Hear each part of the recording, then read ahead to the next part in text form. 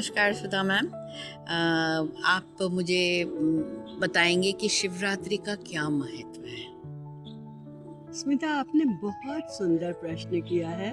अभी हमने शिवरात्रि का व्रत किया भी था, शिव जी की पूजा भी की थी और शिव कल्याणकारी हैं। हमें ये समझना चाहिए, शिव कल्याणकारी हैं ऐसा हम मानते हैं। तो वो क्यों है कल्याणकारी? उनके हर एक रूप से, उनके हर एक व्यवहार से ये पता चलता है कि उन्होंने हम लोगों को कल्याण करने का ही उपदेश दिया है। आपने देखा होगा उनके जो रूप हम उनका कल्पना करते हैं, उनके सर पर गंगा विराजती है। राइट। गंगा विराजती है का मतलब है कि हम अपने सिर को हमेशा ठंडा रखें, क्रोध ना करें। सुंदर। और जल की आवश्यकता तो पूरे संसार को है, तो जल बांटते रहें। इसके अलावा आपने देखा होगा कि शिव जी के गले में वासुकी नाग है। राइट। तो वासुकी नाग का क्या महत्व है? कहते हैं पौराणिक कथाओं में जब सागर मंथन हुआ था तो मंदार पर्वत पर रस्सी के स्थान पर वासुकी नाग को लपेटा गया था। उनका सर तो राक्षसों की ओर था और कुछ देवताओं की ओर थे और वो उसको चरनी की तरह चला रहे थे। राइट। उसमें वासुकी नाग को बहुत कष्ट उठाना पड़ा होगा। उनकी देह भी जगह जगह से छिल गई थी। जब शिव जी ने ये देखा तो उन्होंने कहा, बताओ, दूसरों के कल्याण के लिए उन्होंने कितना कष्ट सहा है। तो उन्होंने प्यार से उसको अपने गले में धारण कर लिया। अपने गले में धारण करने का मतलब क्या है?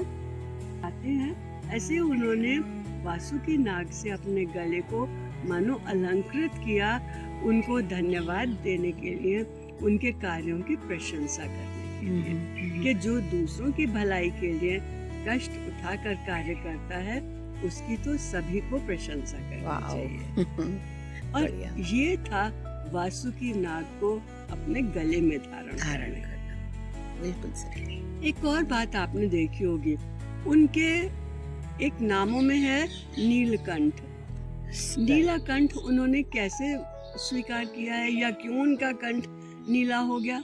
कहते हैं जो कोई बुराई कर रहा है वो कानों में से अगर तुम्हारे अंदर जा रही है तो ये नीला रंग बुराई का जैसे प्रतीक है और उसको अपने गले में रख लो, ना तो मुख से बाहर निकालो। तुम्हारी कोई बुराई कर रहा है लेकिन तुम किसी की बुराई मत करो और ना उसको अपने हृदय में जाने दो, क्योंकि अपने मन से लगा लोगे तो वो व्यक्ति तुम्हें कभी ठीक नहीं लगेगा। राइट। और फिर हम कहते हैं हमारे मन में तो भगवान बसते हैं, तो हम उनको क्यों तंग करें?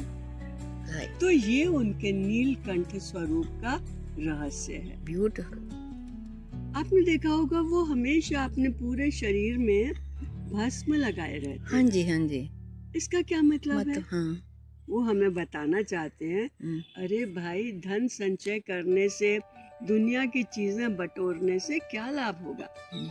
इस शरीर को सुख देने के लिए तुम ये कर रहे हो कि मेरे पास ये गाड़ी हो, ये घर हो, ये धन हो।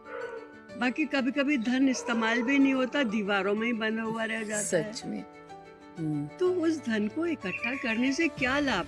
क्योंकि शरीर तो नष्ट होगा, ये भस्म इसकी भी बन जाएगी। इसीलिए वो सबको याद दिलाने के लिए अपने ही शरीर पर हम कल्पना करते हैं उन्होंने भस्म लगाई हुई है, भस्मांतम शरीरम। वाओ। तो भस्म के समान ये शरीर अंत में तो मिट्टी में ही मिल जाएगा। सही है। तो उसके लिए जबरदस्ती धन संचय करके दूसरों को कष्ट देने से क्या लाभ? और खुद तो वो खड़ावे पहनते हैं, खुद तो वो बाघांबर धारण करते हैं, उनकी तो जरूरतें कम से कम है, तो हमारी भी जरूरतें कम से कम हो। यही शिव का वास्तविक स्वरूप है। इसी का हमें ध्यान करना चाहिए और इसी को मन में धारण करना चाहिए, तभी हमारी शिव पूजा सार्थक है। Very beautiful, very beautiful. इसका ये भी मतलब है ना मैम कि हमारे अंदर ही शिव है तो हम उसी का उसी शिव के इसी रूप को अंदर धारण करें कि हमेशा क्रोध, काम, लोभ, मोह से अपने को अलग रखें, सिर को शांत रखें, और कोई बुरा हमसे कुछ कह भी रहा है तो हम बुरा ना बोलें, उसको अपने मन से ना लगाएं, हम अपनी जरूरतों को कम से कम करें, और ये याद रखें कि धन संचय से कुछ लाभ नहीं है। ये शरीर सब मिट्टी में मिल रहा है, मिट्टी से बना है, मिट्टी में मिल जाएगा। ये शिव का रूप है जो हमें हमेशा अपने मन में याद रखना चाहिए। It's a beautiful lesson for all of अस।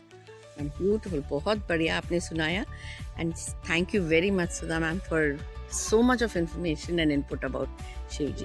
धन्यवाद। धन्यवाद। आपने सुना, समझने की ये बात कही, मुझे भी बहुत अच्छा लगा। Thank you ma'am. और बहुत लोगों को मैं ये शेयर करूंगी ताकि वो भी समझ जाए कि एक्चुअल मीनिंग क्या है। और शिव की पूजा केवल जल चढ़ाना नहीं है, करेक्ट, या पूरा दिन व्रत उपवास करना नहीं है, उनके गुणों को अपने अंदर धारण करना है। बिल्कुल, ये मुख्य बात है। Very beautiful, ma'am. Thank you so much. Appreciate, ma'am. Thank you. Oh. Om.